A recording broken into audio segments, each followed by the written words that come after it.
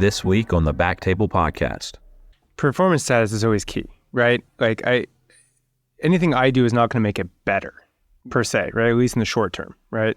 And so if they have very limited performance status at baseline because of their tumor disease, it's going to be hard for me to make that better with an aggressive local therapy.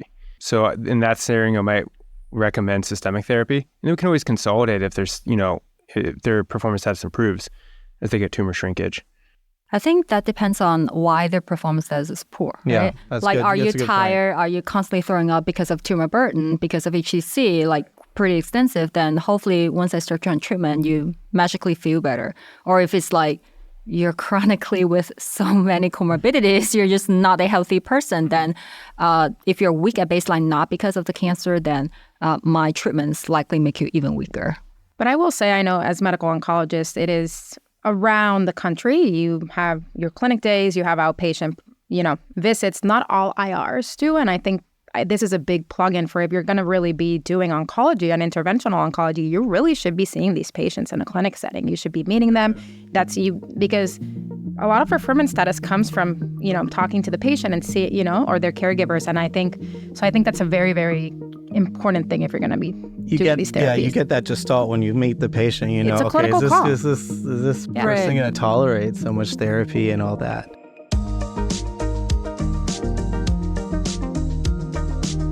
Welcome to BackTable Tumor Board, your source for the latest on multidisciplinary cancer care.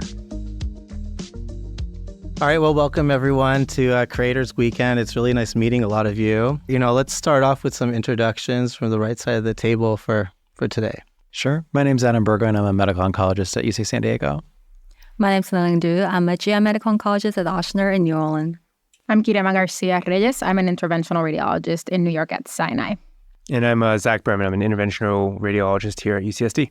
Great. And I'm Sabeen Dhand as your host. And basically, we're going to be delving into this complex scenario, the gray zone of treating patients with HCC. I kind of wanted to bring up, BCLC, a little bit of a review, the updated 22 guidelines. Who wants to kind of just touch base on that? Sure. So the BCLC guidelines are very unique in the fact that they not only incorporate tumor size and multiplicity, but also performance status of the patient, which is very important for our patients who have HCC because they are both battling cancer, but also chronic liver disease too. And so you have to keep that in mind. So on the very far left-hand side of BCLC, you have early stage disease, and we're looking at curative intent therapies, which means we want a survival of 5 years at least on average. Then you get to the far right of it, we're talking about more advanced patients, patients with impaired performance status or metastatic disease or tumor vascular invasion. And in those patients, the survival is considerably less than 5 years. And then you have the middle, which is BCLC-B, which is where we spend most of our time today talking, but it's everyone in between, where maybe we're going for curative intents, maybe we're going for more palliative intents. We don't really know. What I love about it is that if you look at the right side of BCLC, it's huge with 15 different treatment options. If you look at the very left side of BCLC, there's 15 different treatment options. But the most complex, at least in my opinion, we'll probably argue today, is BCLC-B in that middle. It's a tiny little column, but man, there's so much debate with what to do. It's a tiny column, and I think a lot of us deviate from just exactly what the column suggests. So, how does performance status play into your role of patients who have good liver function? What in the BCLB status, what are you offering these patients? Burgoyne? I think it depends. Obviously, liver function, performance status, tumor burden is important. But, as you alluded to, the sliver in the schematic is small, but the heterogeneity of the patient population is huge. And we want to make sure that whatever we're delivering is safe, but also what's going to deliver the highest amount of efficacy for that patient. Yeah, and we discussed, we were having a discussion before about ECOG performance of 1, and that pushes you to far to the right of the table. How many patients that are you treating that are ECOG 1 and 2 under liver-directed therapy? So I would say, just going a little bit back to the BCLC 2022 update, there was two big things I think that changed that were really important. One of them obviously being, BCLCC, including all these systemic therapies after the landmark trials. And then, on the BCLC and you were saying how we kind of practice a little bit outside those guidelines, but radioembolization finally got on the map. So I think those were two really important things that we saw in 2022. But when we're talking about this intermediate stage and also the advanced stage, but there's a lot of heterogeneity in these groups. And I think, so it's not the same. And same with advanced disease, right? So when you're asking me about an ECOG-1, it's not the same treating an ECOG-1 patient with preserved liver function and a small tumor than treating a patient with portal vein invasion. So I think, I would say most of my patient population still has a pretty good performance status. Usually I'm not doing local regional therapies on patients with an ECOG of 2, ECOG with few exceptions, and then ECOG-1, little obviously more than ECOG-2, but usually patients where I think, the reason we think about this is because we want them to tolerate this therapy, right? We're trying to, even if palliative, we want their quality of life. We don't want to make them worse. So I tread really lightly when I'm choosing these ECOG-1 patients, and it's usually like radiation segmentectomies or straightforward ablations where I know I really won't affect their liver function.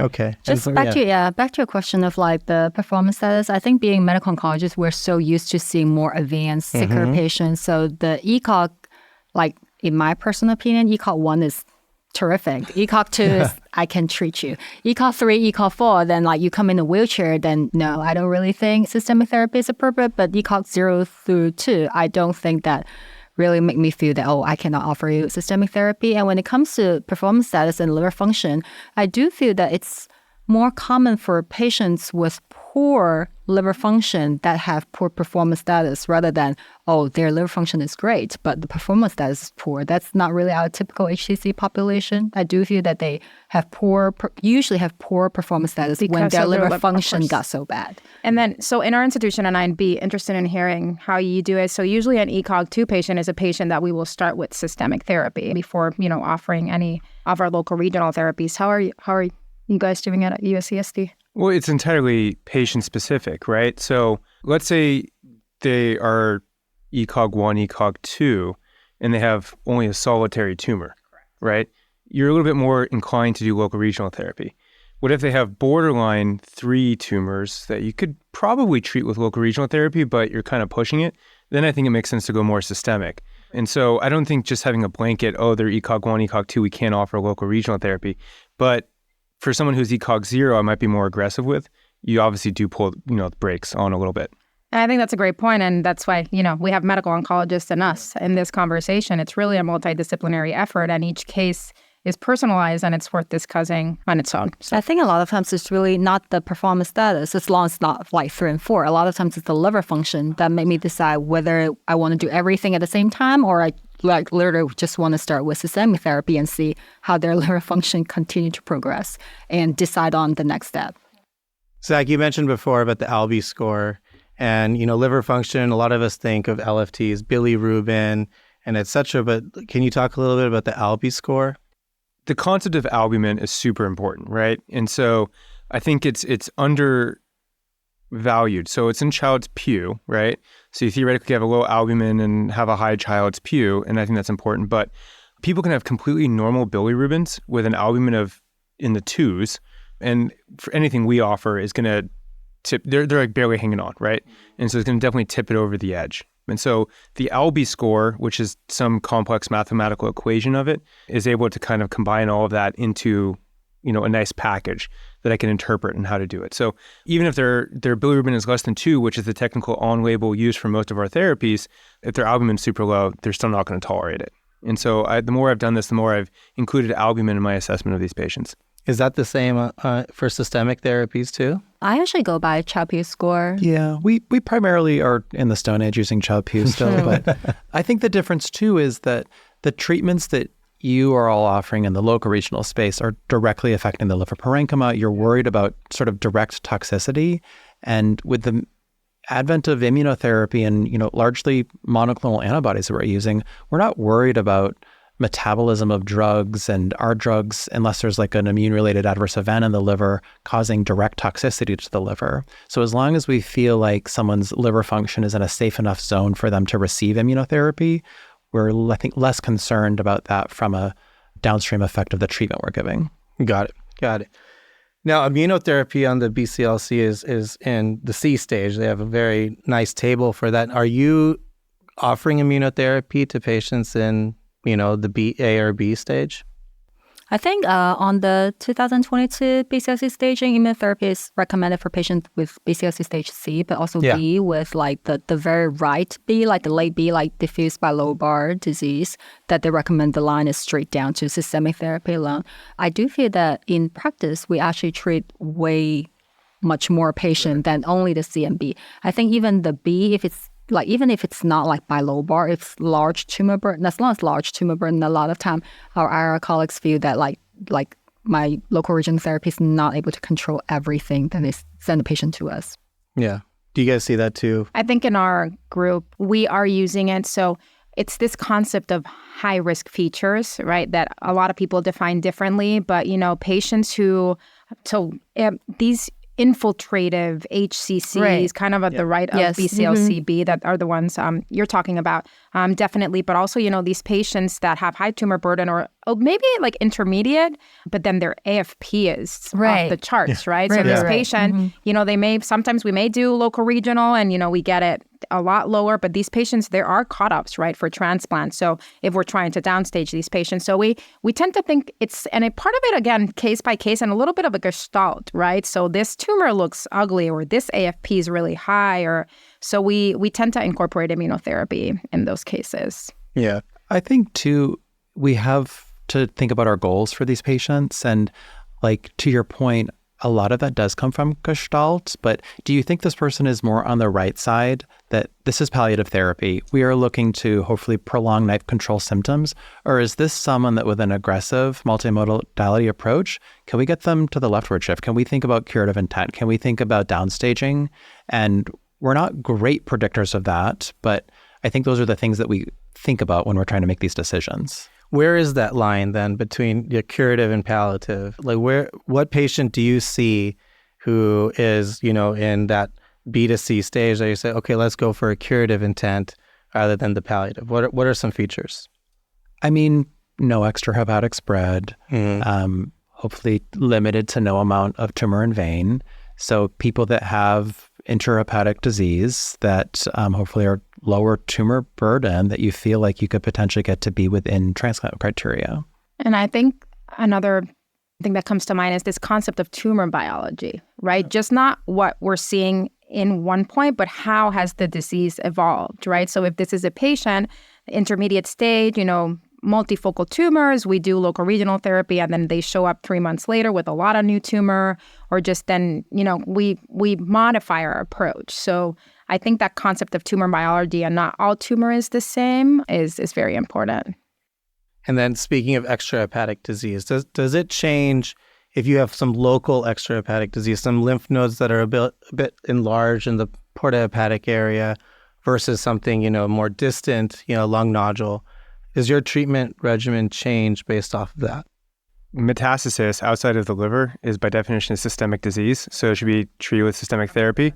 Now, that being said, as we were talking on the way over here, with systemic therapies, we can still offer local regional therapy on top of that, but the backbone of therapy has to be systemic. Okay, but let's go into that more, because again, this is where we're deviating from BCLC, and we're offering systemic as a backbone and then a local.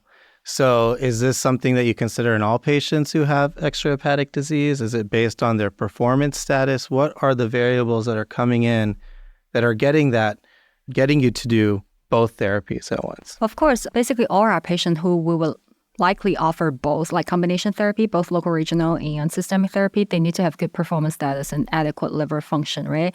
For patients with metastatic disease, usually we will offer them combination therapy if it's oligometastatic disease, like just one or like very few spots outside the liver. If it's widely metastatic disease, then we usually don't do a 190.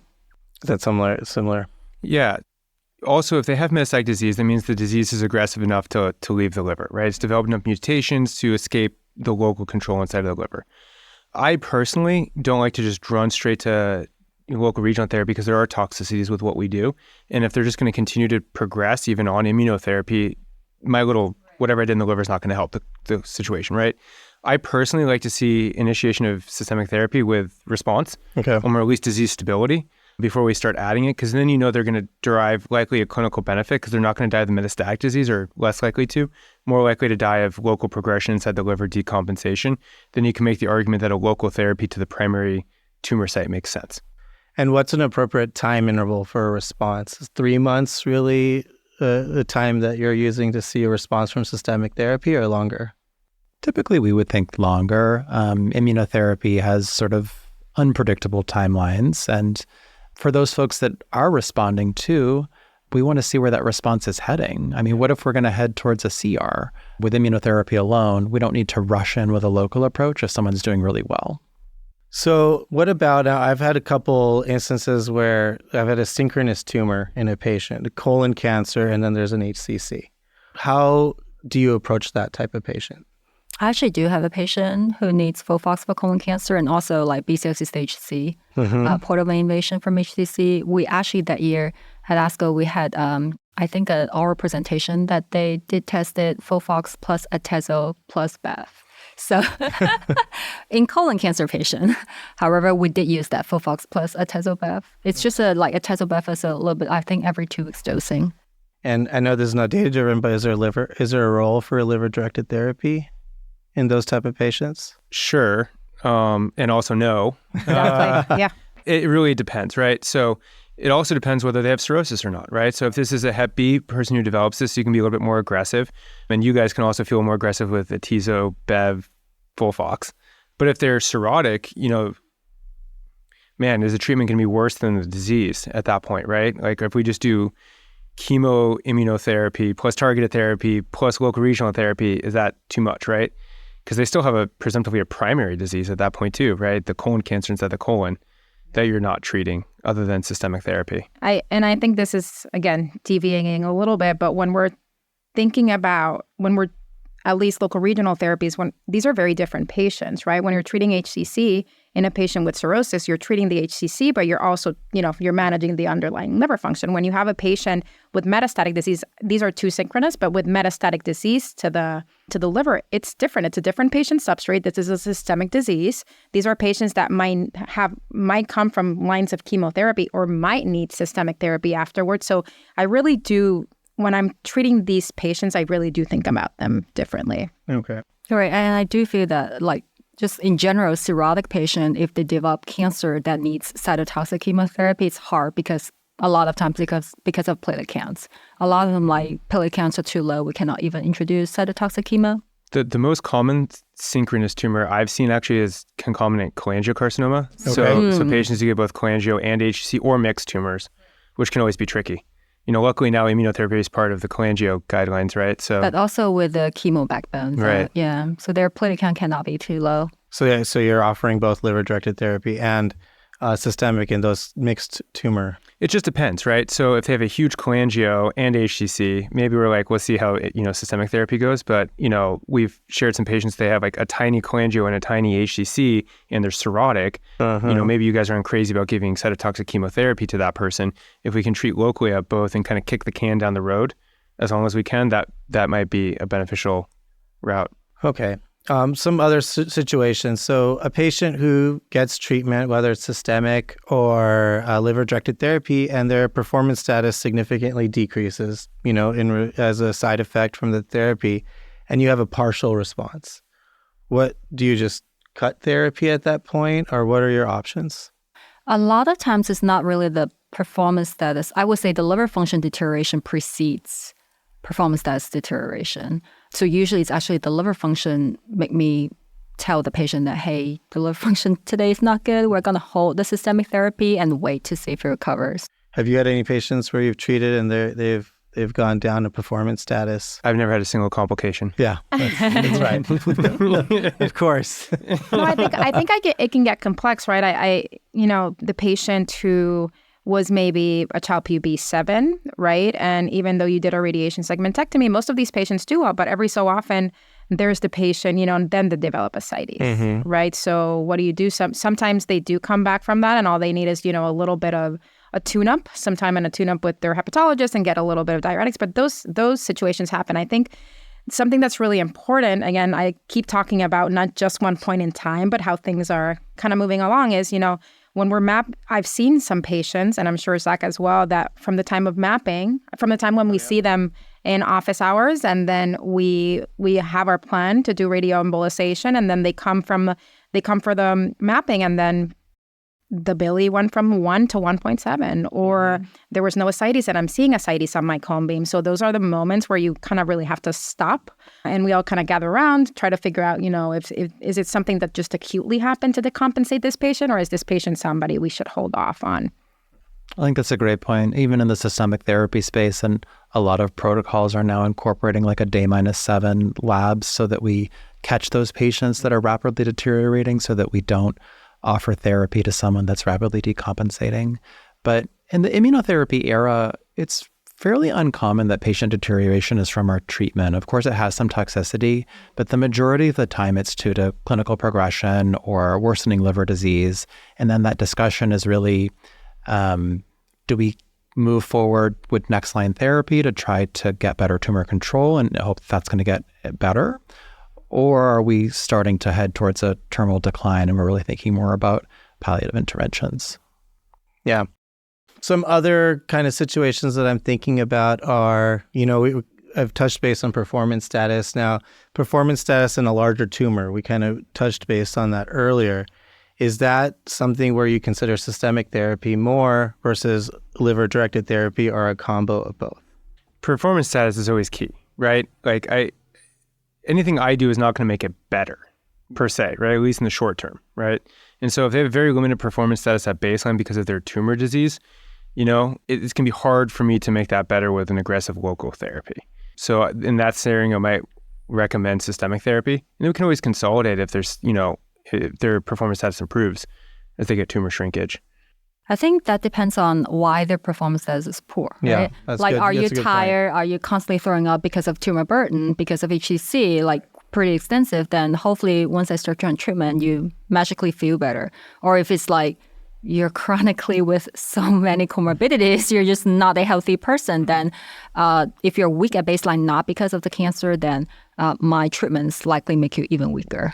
But I will say, I know as medical oncologists, it is around the country. You have your clinic days, you have outpatient, visits. Not all IRs do. And I think this is a big plug-in for if you're going to really be doing oncology and interventional oncology, you really should be seeing these patients in a clinic setting. You should be meeting them.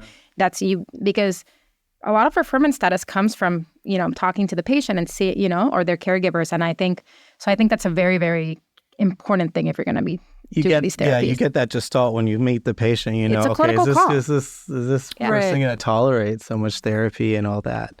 To follow up on that point, when possible, this is when multidisciplinary clinics are so helpful. So if Zach and I are in clinic together and I can describe someone's performance status, but if you walk in the room and see the patient, it's eye-opening sometimes to get a sense of how am I heading taking care of this person?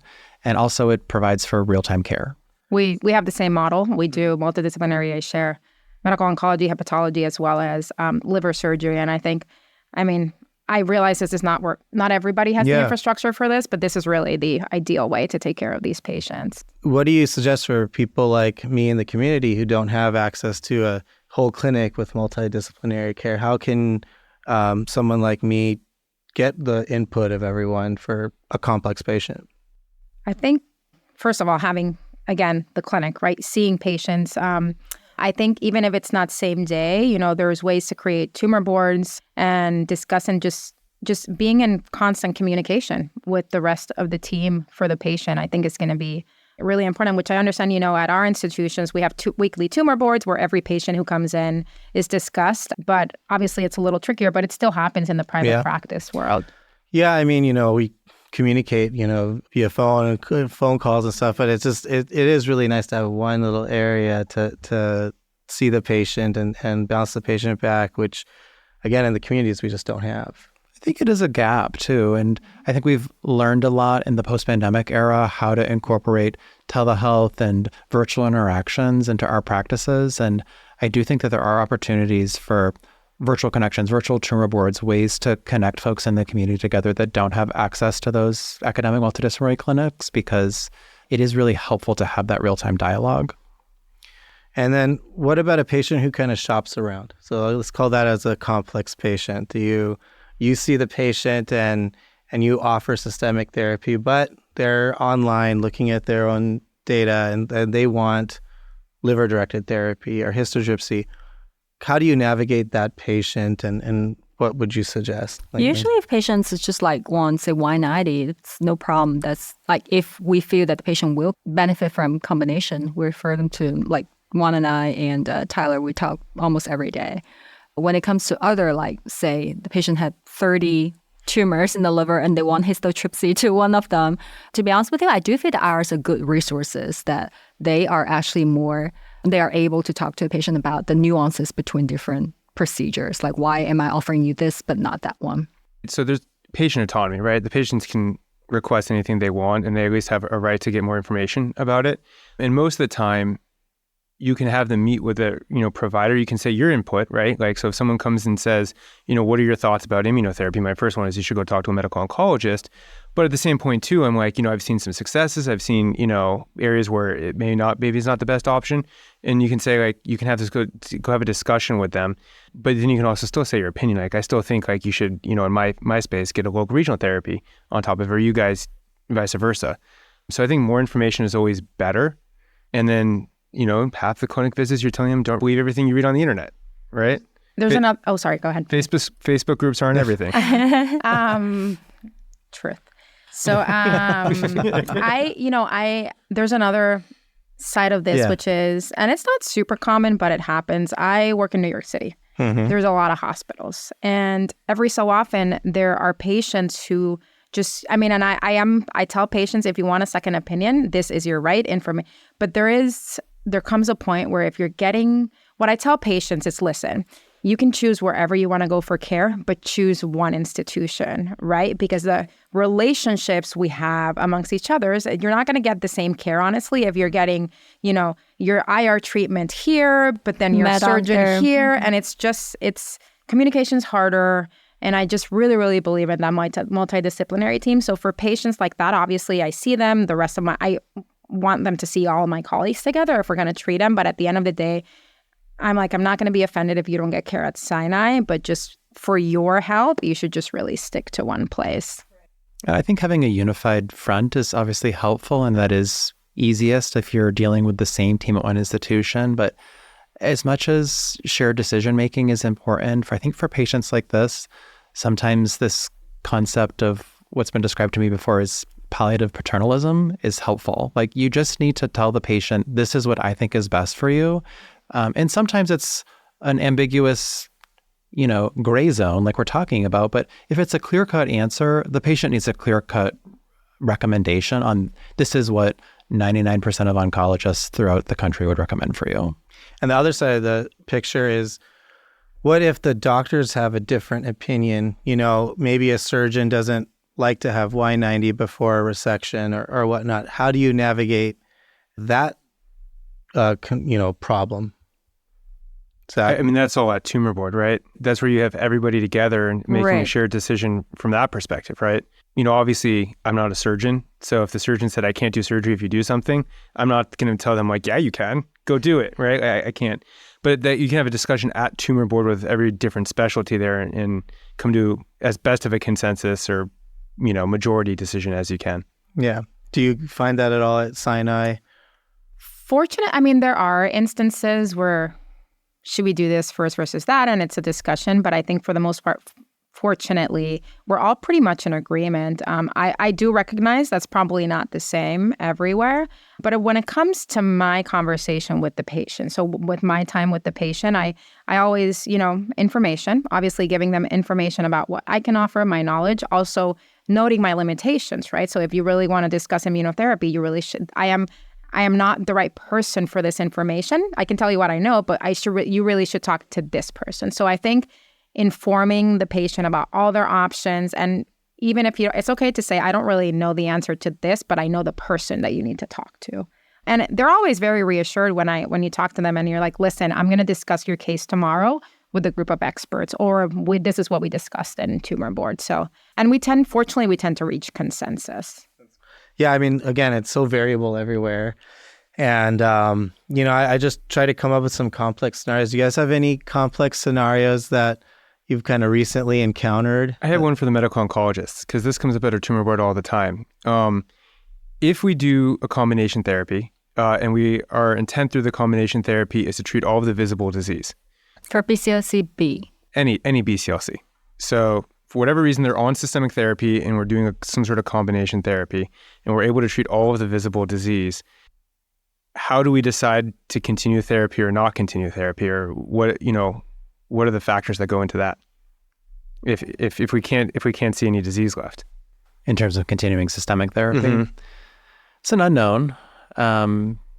Many immunotherapy clinical trials in HCC and throughout oncology did have stopping points after 1 or 2 years of immunotherapy for people that had complete responses. Obviously, those studies did not include the exact question that you're asking, whereas if we had a combined modality strategy, we have patients that we do stop therapy on. People probably don't need immunotherapy indefinitely if all of their disease has been treated. But it's an area that we don't know the answer to the question. We have to kind of use our best clinical judgment. I think the CheckMate 9DW trial, they used ipi/nivo for 2 years. I believe the Himalaya and the I'm Brave 150 trial use indefinite systemic therapy. I think in our experience, I personally just have continued to treat the patients. Of course, not that many patients will live like 5 or 6 years beyond, right? Those are really the minority of patients. But there are definitely patients that say we treat with Y90 and systemic therapy after 2 or 3 years that it has been NED for a very long time. Then a lot of times patients will like to have a treatment break, and I feel that's definitely very reasonable. We just give them a break and see them every 3 months with surveillance scan. With HCC patients, I do feel that they're a different patient population because they still have the cirrhotic liver. A lot of times, eventually, they develop a new HCC. In how long of an interval have you seen that? It depends. I have patients like they're actually on systemic therapy and we Y90, we treat everything. And then 6 months later, they have another like small HCC that we like just zap it with Y90 again. I also have patients like maybe 1 or 2 years out, they have like recurrent HCC. How about those patients where you do a treatment, a liver-directed therapy, and then the next treatment scan, there's an explosion of tumor?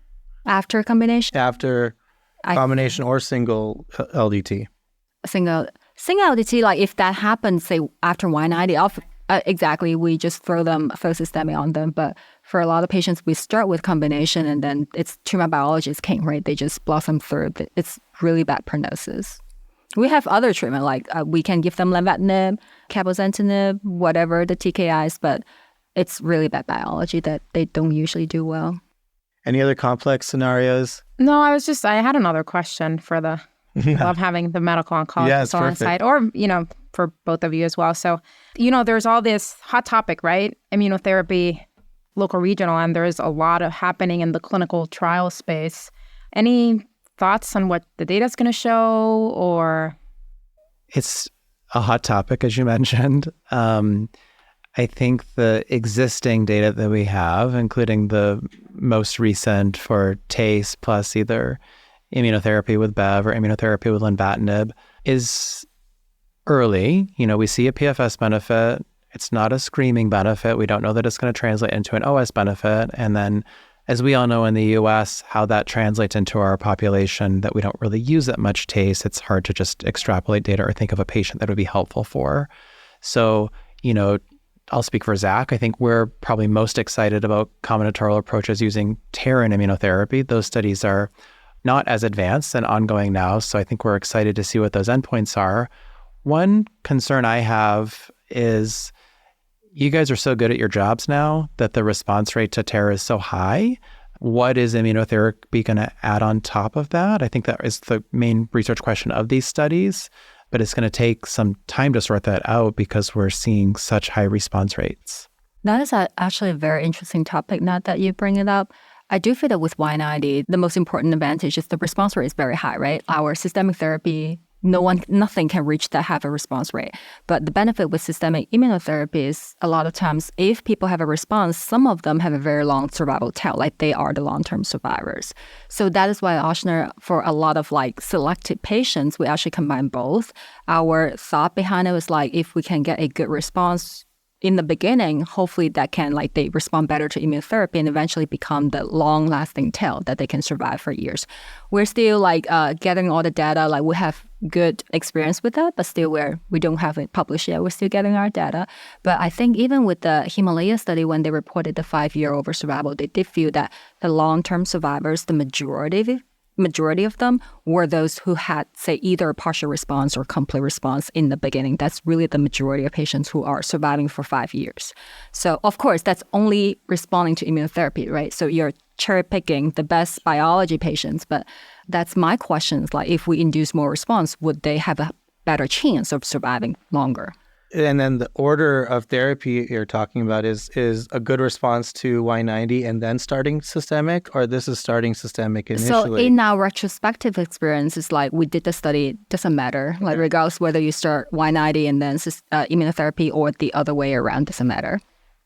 Yeah, there's so many options to treat these patients. Again, when you go to this gray zone, I mean, this is kind of why we're having this discussion. And I get all these gray zone patients, and I frequently call like my mentors and things for advice. What kind of resources do you guys have for people out in the community who need questions? So at least on the interventional side, it's such a small specialty. You know, almost everybody knows somebody in the space who does a high volume of this. So definitely reach out to them. But I think the whole world needs to understand that we're also all just trying to figure this out ourselves, right? We don't have dogma. And so, you know, the question I always get asked, do you do Y90 first or do you do immunotherapy first? And the answer is we don't know, but also there's no right answer. For some patients, it would be one versus the other, and another patient would be another one versus another one. And so I don't think anyone can definitively answer all of these questions. Right. And the world is rapidly evolving as well. We're all part of it and rapidly like just being wrapped in the rapids. With all these new technologies coming out and everything, it's great. So, you know, this is a big topic, but, you know, I think we're all learning, just like you said, we're all learning and evolving. And I think with other modalities, histotripsy that's coming up, we're going to be learning a lot more. So thanks. I'd like to thank all of you for being part of it. And I look forward to talking to you guys more, learning more. Thank you. Thank you. If you enjoyed this episode, go follow or subscribe to BackTable Tumor Board on Spotify, YouTube, or Apple, where you can watch or listen to the full season covering all things HCC. We brought together leading experts in oncology, interventional radiology, hepatology, and hepatobiliary surgery for discussions that matter and to help you level up at your own HCC tumor board. You can keep waiting for each episode in the season to drop Fridays on the VI show, or you can go follow or subscribe to BackTable Tumor Board and get them all, including the full video discussions and tumor board case reviews on Spotify and YouTube. Enjoy!